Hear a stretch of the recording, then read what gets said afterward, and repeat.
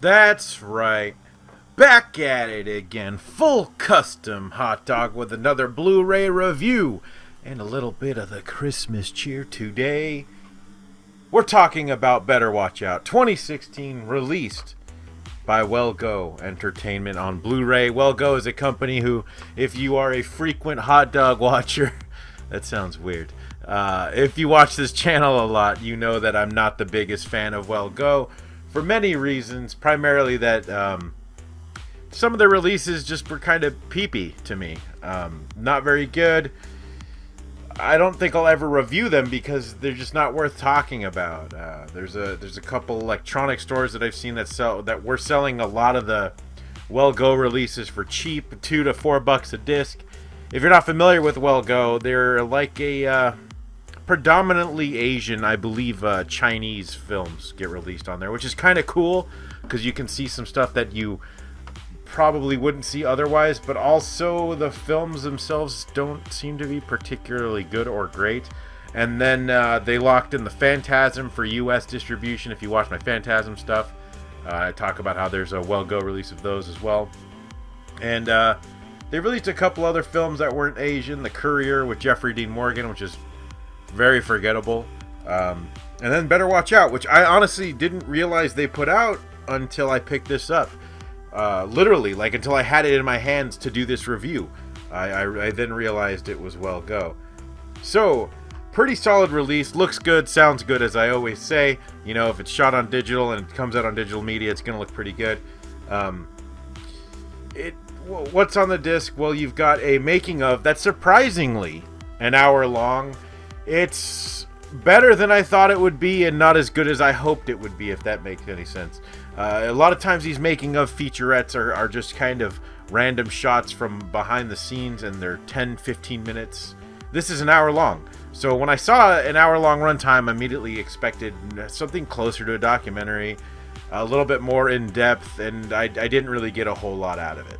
I don't think anyway. It was mostly everyone telling the camera how great everyone else is, and I don't know, that's boring to me. I don't need necessarily the drama, but I want to go deeper. I always want to go deeper. That's what I like about film.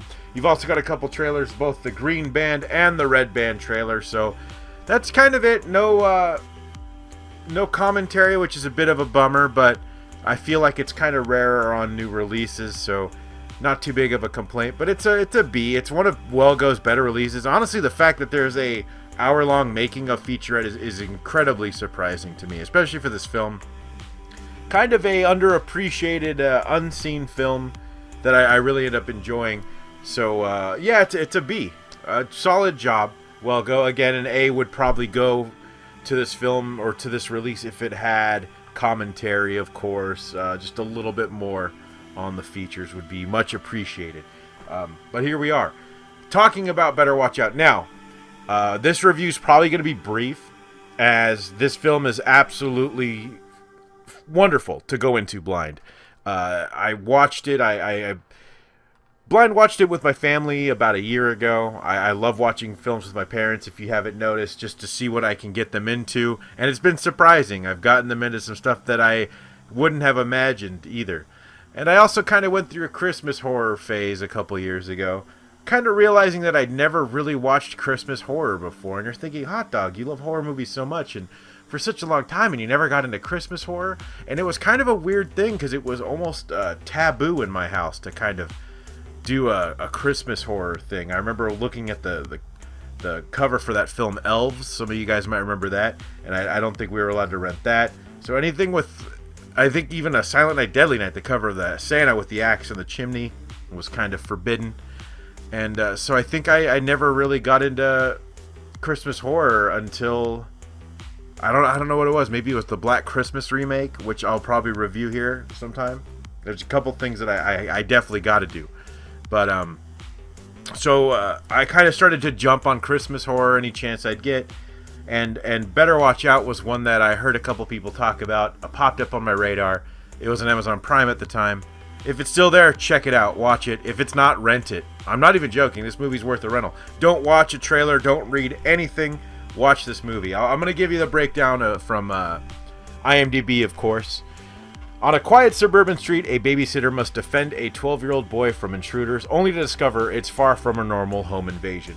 Now, obviously, that's a little vague, and that's fine. There's a lot of fun, there's a lot to be had in this film. And so far, people that I know that have seen it have all been surprised. If you can watch this, watch in a group setting. It's directed by Chris Peckover, somebody who I'm not too familiar with, who did one other film, Undocumented, 6 years prior, which is very surprising because this is very, very well directed and very well written too. Written by Zach Kahn with the director Chris Peckover. Zach Kahn, his other writing credits are Mad TV. So he goes on from Mad TV to this, which, I mean, Mad TV is not very well written comedy for the most part. It's more of a, I don't know. I'd watch it, but I don't really recall laughing very often for a comedy, you know. But this movie is very well done. It's considered Australian American.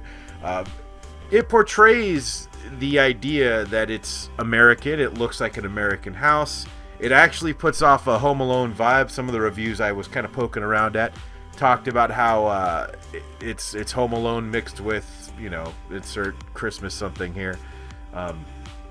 All of it's shot in Australia. The whole cast, well, not the whole cast, well, a lot of the cast are Australian. You've got Olivia de Jong. I don't know how to pronounce that. She's playing the lead. Very, very solid. Even more surprising is the young male lead, Levi Miller, who absolutely crushes it in this role. Wonderful, wonderful. Amazing even. For a child actor to be so good, to be this good, is very surprising. He went on to do A Wrinkle in Time, which I don't think anybody saw, and he's got something new cooking up. But I think he's going to be one to watch if we're grading his chops right now. It's a very impressive performance from a young actor. You've also got Ed Oxenbould. Now, these are names that I don't necessarily know off the top, but Ed Oxenbould plays another kid in this movie who was in The Visit with the female lead, Olivia. So I haven't seen The Visit. M. Night Shyamalan's The Visit. Tell me if I should watch it or not. I keep hearing that it's good and terrible, and frankly, I don't know if I want M. Night to break my heart again. I did like Split though, so you know. We've also got Patrick Warburton, who, if you're not familiar, played the Tick in the live-action Tick series, the first one, not the second one. And then he was also Putty in Seinfeld, for any of you who watch that. Virginia Madsen plays the mother. She's in Candyman, classic. But great performances all around it. It's really an impressive film from a cast who, and I don't just mean the cast, I mean the crew as well. Like I mentioned, the director and the writer. Everything is extremely on point. So, not much else I can get into with this film, as I do not wish to get into spoiler territory, and I feel like there's a lot to spoil here. So, I picked this up for $10, $8, maybe it was even $5. Jesus. I think right now it's on Amazon for $12. I'll throw an affiliate link down at the bottom. After seeing this, I would pay $10 or $12 to watch it again. I think this is very good. I would recommend you watch it for the holidays. Whether you watch it streaming, I believe it's on Shudder right now, or if you want to pay for a rental. This was, I think I might have paid for this rental.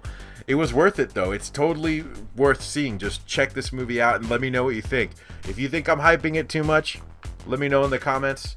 But I can at least recommend this for Christmas horror viewing. I think you'll be very pleased and surprised with how much you enjoy this.